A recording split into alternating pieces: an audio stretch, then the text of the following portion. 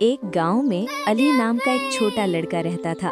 वो बहुत ज़हीन था, मगर उसे मीठी चीजें बहुत पसंद थी। एक दिन उसकी माँ ने एक बर्तन में लड्डू रखे और कहा, अली, दिन में सिर्फ एक लड्डू खाना। अली ने सर हिला गया, लेकिन जब माँ कमरे से बाहर गई तो वो बर्तन के पास चला गया।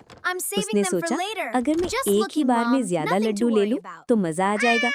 उसने अपना हाथ बर्तन में डाला और बहुत सारे लड्डू पकड़ लिए, लेकिन जब उसने हाथ बाहर निकालना चाहा तो हाथ बर्तन के मुंह में फंस गया, क्योंकि उसकी मुट्ठी बहुत भरी हुई थी। अली ने जोर लगाया, मगर हाथ बाहर ना निकला।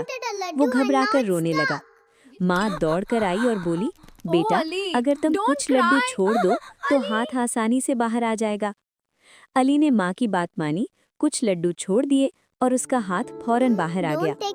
अली को अपनी गलती का एहसास हुआ। उसने वादा किया कि वो आइंदा लालच नहीं करेगा।